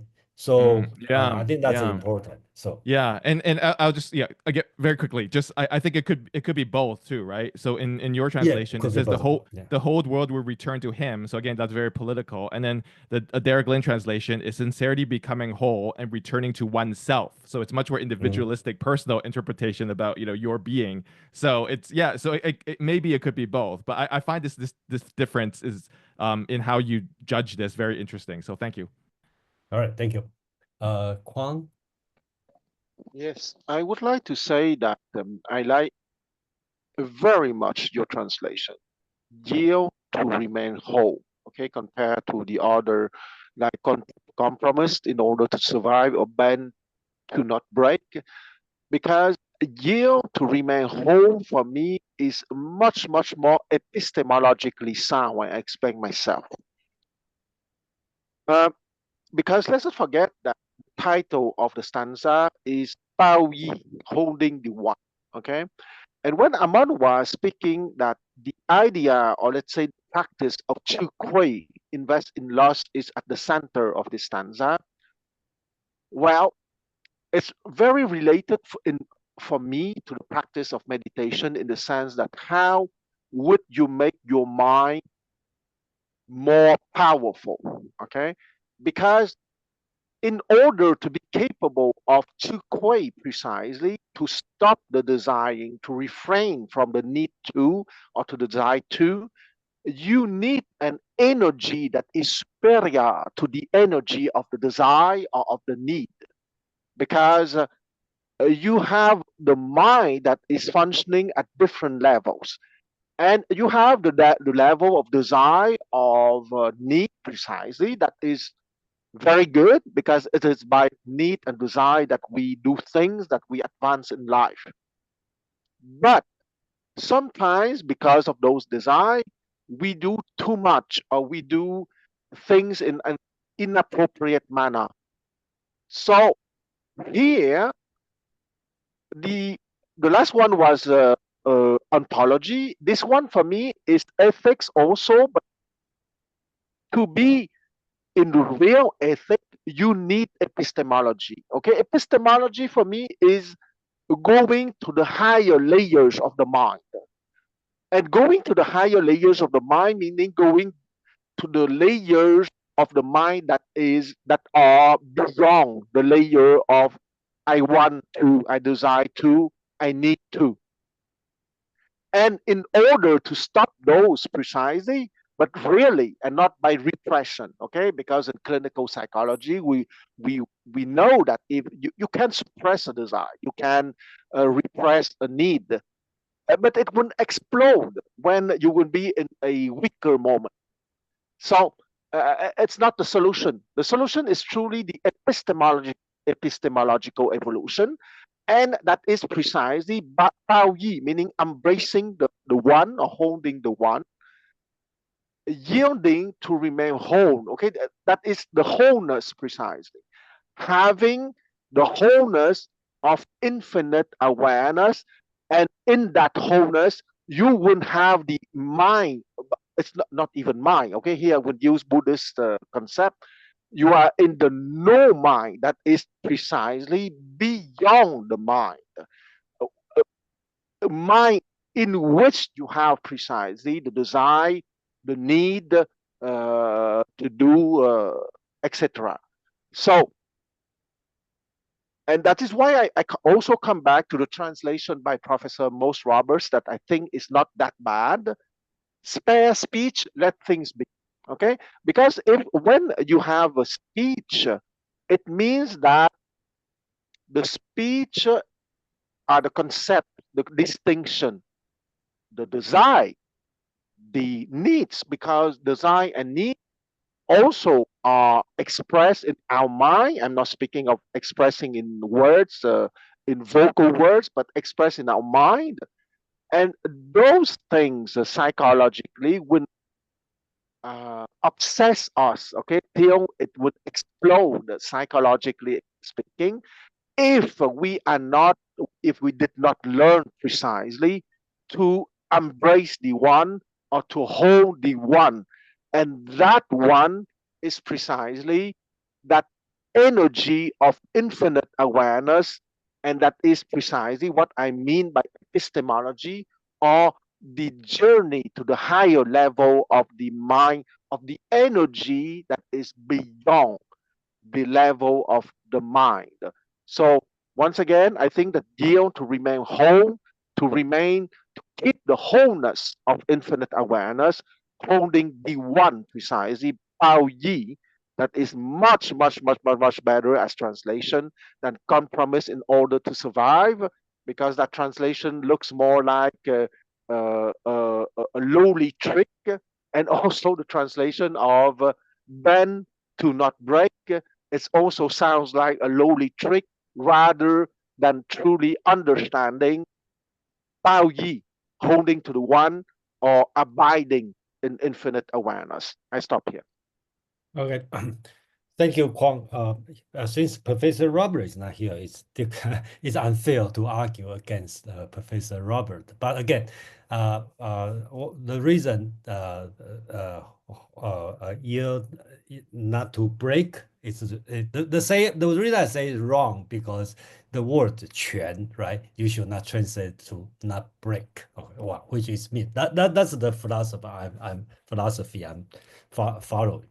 虚言, okay, I disagree to translate as this word, because if 虚means fake, it here, because if you want to say in the text, ancient text, if you want to say this word, it will be in the next chapter. 虚言, okay, that means this word. Okay, 虚言 doesn't mean this word. Okay, so that's the argument I have. Okay, so okay, that's it. Okay. Just briefly, I agree with what you said in terms of words, but I would say yeah. that I in terms translate of always based on word. Yeah, I always yes, based on the word. I think you're right in terms of words, but I would Yeah. say that in terms of philosophical Oh understanding, yeah, yeah, it's the same.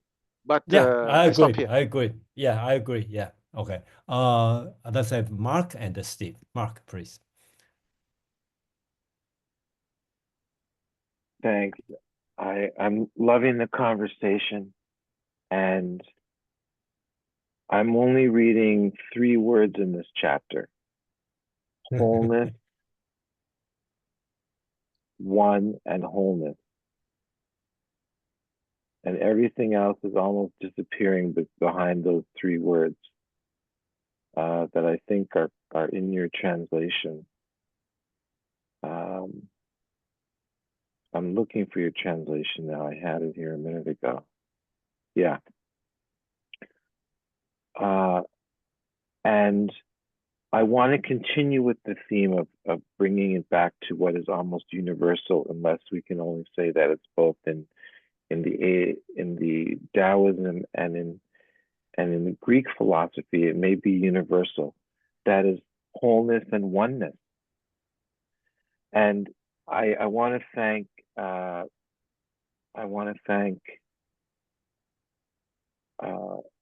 whoever put in the chapter 39.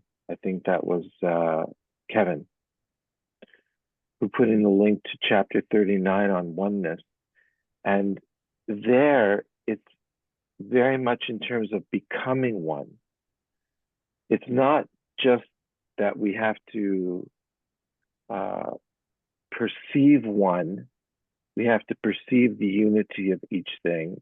But you have embracing, and I think that seems to be consistent with all the other translations I was looking at. But in terms of becoming the one, this might be part of the great path in a way. And the two other themes that connect to the Greeks are humility, and to quote from Aeschylus's play, the Eumenides, which is the third play of the Oresteia trilogy, he says that truly impiety is the child of hubris. So you have this humility going all across Eurasia, connecting through vectors. And then the third, after wholeness and humility, is light. But I'm seeing light, luminosity, in a lot of the other translations, but I'm not seeing it specifically in yours. In I think 6 of the 8 translations from the Boston University collection. But does luminosity or light come in the first 2 lines of the second part? Sometimes it's coming in the first line, sometimes it's coming in the second line. Yeah. Okay. So great. Okay. So you are right. Deep mean most, and also in my translation, I translate as enlightenment or light. Okay, because the word, and this one I'm a little bit inconsistent with the word to word. I translate as no, because again, just related to Darren's question about political interpretation, because I do see the second part is very political, because the word 天下 under the word, which means the political word, sage, talk about vying, competition. So if you read this one, 见 means seeing, okay, then you mean it's enlightenment. So it's a personal teaching. But this word also means 现, means appear, show up, okay, reveal your face. So in this way, I translate in the different thing. And then we will see the same phrase here in chapter 24. We will deal with next week. So also talking about Tao. This one is less political. In a way, I try to make sure, right? If the phrase are exactly the same in 2 chapters, I have no reason to translate in a different way. So we will have a further discussion on the chapter 24. We can put the mark on that. So that's a very good question, and thank you for bringing up this. So we have Steve and Darren. Steve, please. And we'll probably have to end today's discussion. Steve, please. So another question about differences between the languages and how it affects translation. So I speak English. I know a little Spanish and a little French, so I'm familiar with Romance languages. I'm learning some Japanese, so I know a little bit about the grammar there. I have no idea if any of that relates to Chinese. I don't speak Chinese. It's related. The Japanese grammar, okay, is a lot similar to ancient Chinese grammar. It is or is not similar to? It's a bit more similar to ancient Chinese grammar than modern Chinese grammar. Okay, so That's that's kind of interesting. where my question is. You will say watashi wa stiff desu, right? That's a kind of ancient tone. Me stiff, something like this, you know. So that's the right. interesting part. Okay, so I remember learning a long time ago that Chinese, like a character, and I think you sort of said this a minute ago. It can be a noun, it can be a verb. It's sort of this idea that doesn't kind of have a part of speech, maybe. Um, so I'm curious, and also like I think you were just saying word order. You know, some languages are subject verb object, some are object verb, you know, subject object verb like Japanese. So is ancient Chinese different than modern Chinese? Are there parts of speech? Is there word order, grammar? I know you can't teach me Chinese, but if you can give me a feel for what exists in the language and how that affects your translation, I'd be very interested to hear that. Let me jump right off the gun. And if you want to take me aside later and tell me, that would also Much be okay. fewer, much fewer grammar rules in ancient Chinese than in modern Chinese. And in modern Chinese, there's still a lot of flexibility.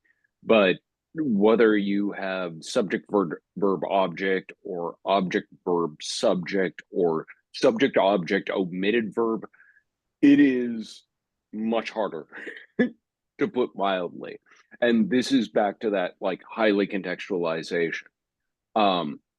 Yeah, the way to understand it is always through context, and you get that context through the reading of this paired with that paired with that. It is a challenge, but even as an English speaker, the example I love to use, and I just did this the other day, the word bank by itself has no meaning. You don't know if I'm talking about a verb, a noun, a adjective. I could be describing the bank of a river, the way a plane turns, or an institution that holds your money. You need the additional context to take that single term and turn it into verb, noun, adjective. Ancient Chinese is very similar. Without context, it is kind of ambivalent, but with context, it can be made clearer. Does that help? Yeah. It does a little, yeah. So what I heard was ancient is much less structured, and the part of speech is obtained through context rather than a character being a part of speech.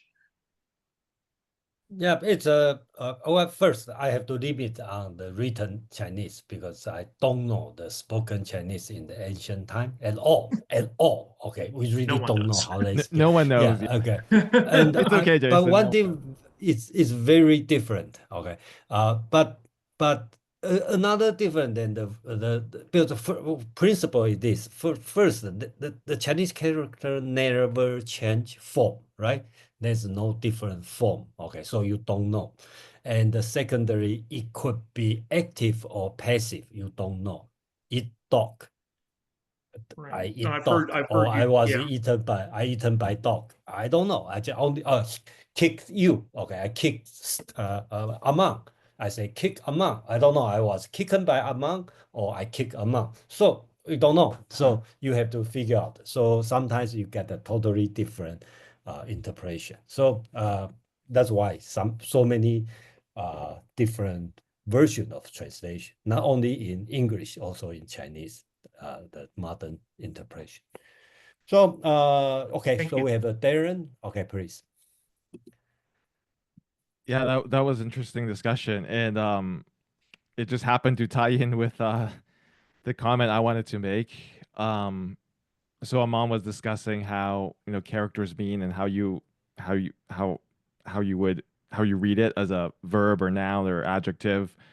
Um, Part of this might come down to also the way the language is written. So it is sort of very suggestive with these pictures, especially way back when. Um, so the word I wanted to discuss though, which was actually related to the discussion you guys just had, was so coming back to the last line is sing. So the very first character, hang on, I have to bring my text back up. Sing, yeah, sing 全以歸之. So sing. It seems clear to me that your interpretation of it, if I can find it again. You mean this? Indeed, yeah, you guys, indeed, the This whole world would return to him. So you guys are doing an adverbial um interpretation of sing. So sing means something like on, like truth, honesty, authenticity, being straightforward. Like these are all the connotations, at least like I think are today, but I think, I think it was also this similar back then. So it's something about truth and honesty. So you guys are saying that, so you guys are using the adverbial translation. Sing means indeed, like really, really, indeed. Whereas I think Derek Lin and the Moses, or whatever his name is, he's using the adjective interpretation of sing. So it is like someone being honest or authentic. So Derek Lin's was sincerity. Like he literally uses the noun actually, sincerity, becoming whole and returning to oneself. And so maybe I don't know if this helps what Steve was that Steve, I think, who was his question. So you can see how like even like these very expert translators, and including Amon and Jason here, would interpret this one character a different way. Like, is it an adverb in which it would be indeed the whole world would return to him, or if you actually get a very different interpretation if you take it as an adjective. So this is actually the thing I wanted to talk about before we got into all the adjective and noun stuff. So I think Quan, I was listening to Quan, and I appreciated like his sort of psychological approach to interpreting this chapter. And so sing, again, coming back to the last word, whether it's an adjective or adverb, as an adjective, it would say something like again, it means like authentic, straightforward, honest. So hang on, I'm trying to bring up. Oh, here we go. Okay, yeah. So Derek Lin's translation would be something like sincerity becoming whole. So it's some. So it means. It means something. It means like coming back to something like concrete and yourself, and grounded maybe, and not like all the flowery Confucian ritual stuff, but like something just like direct and yourself and honest. And I think to see it this psychological way would actually would fit the pattern of the recent chapters quite closely, because like all the recent chapters, 21, 20, even 19 that we read, this is just something I just like noticed. I don't know if there's any significance here, but they all end in this very concrete way. So like the maybe the standard example will be sick mo. I think it means like going back to Mother Nature, or valuing the nourishing mother, as Derek Lin says. But the as we discussed, like he's using very sort of very bodily and crude imagery there, like sick mo, eat mother, which is an unusual expression, as Jason told us. So that's very concrete. And in chapter 21, Yi Ti, with this, like he's literally like pointing to something. So that's also very concrete. It's not like conceptual answer. It's like it comes back to like something grounded and concrete.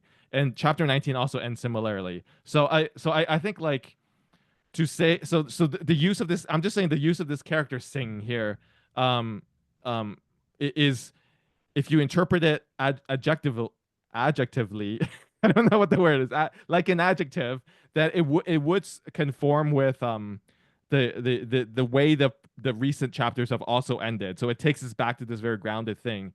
Yeah, I don't know if that's like helpful or makes sense.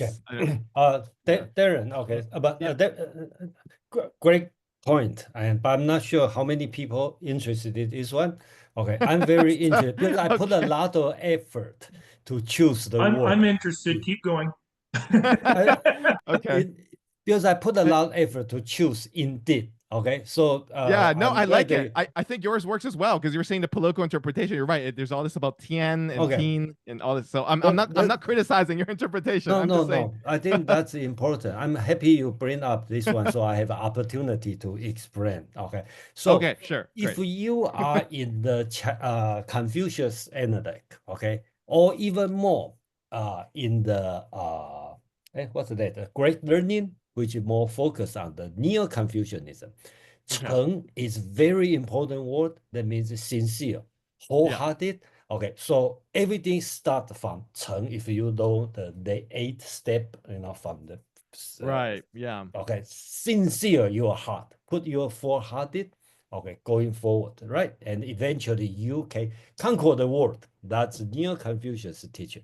But here is Taoism. So this word should use, I think Kevin put in the chat, right? By the way, okay, indeed, okay, so use adverb, okay, so because this one is not Confucius teaching, even not Neo-Confucius teaching. So this one is talking about, indeed, okay, that's the real situation. Okay, Okay. Okay, so yeah, I can.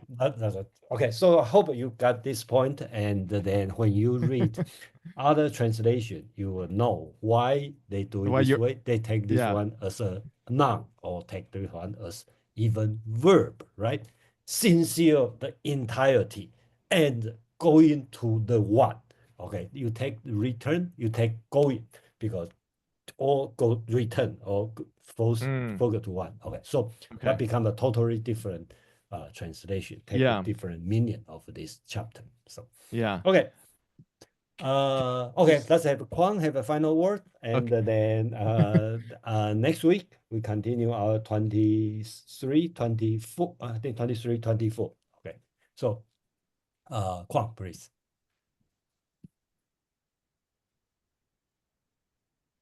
Oh, sorry.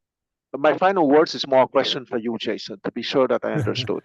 Okay, so Tashui, in the Tashui, Chen means sincerity. That absolutely is true. But here, in this context of Taoism, you say that Cheng is the wholeness. That is what you said?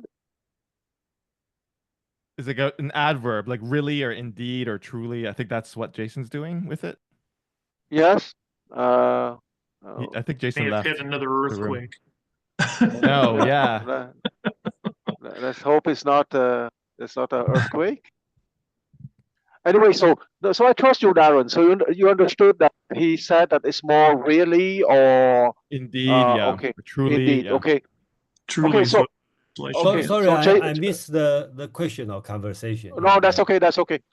So I just want to be sure. I'm sure that Darren understood you, but I just want to repeat to be sure. So in this Taoist context, Cheng rather mean indeed, in reality, rather than sincerity. That's what I understood. Is it that? Yeah.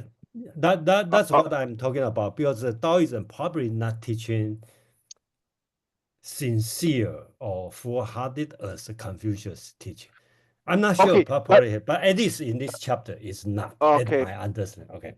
But that Chan, is it simply meaning indeed, or does it have a more, let's say, philosophical undertone of the whole, for example? The whole. Wait, is Quan frozen or? Oh no, he's there. Okay. No. I'm waiting for the answer because I don't want to put the answer. I don't want to put the answer in his mouth. I'm refraining myself according to the lesson.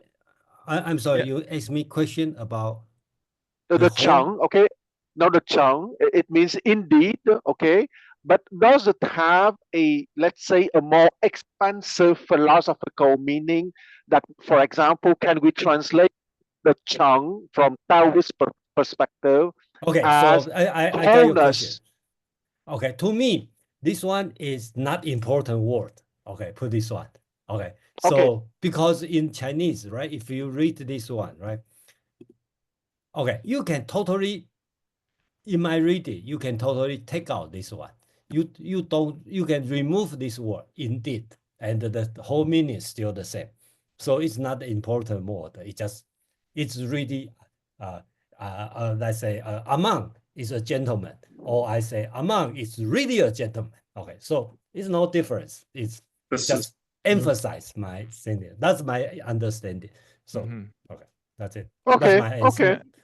Okay. Okay. You so may disagree, but that's the answer. So No, that's very clear. Too bad, Yeah. because I would have preferred that it means also wholeness, but that's okay. No, actually, Quan, if I can respond to, so I actually I recently bought the Kroll classical Chinese dictionary, so it's about Chinese way before the before the unification, the kingdoms, like from that era, and it does say the word does mean, it says the first definition here is conforming to reality, genuine, sincere, honest, uncontrived, and then as an implication of that, so 1A would be wholeness or integrity.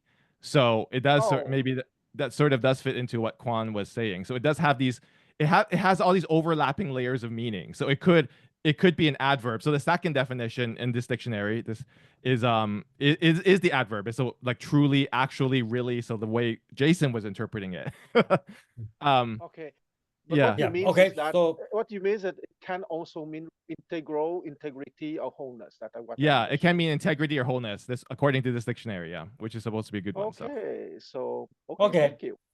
Great, thank you. Okay, we have to all agree on this disagreement. So that's wonderful, and that's the purpose, and that's very Taoist teaching. So let's go stop here for today, and next week same time, and then that's to 23, 24, and 26. Right. Thank you, and see you next week. Thank you. Thank you very much.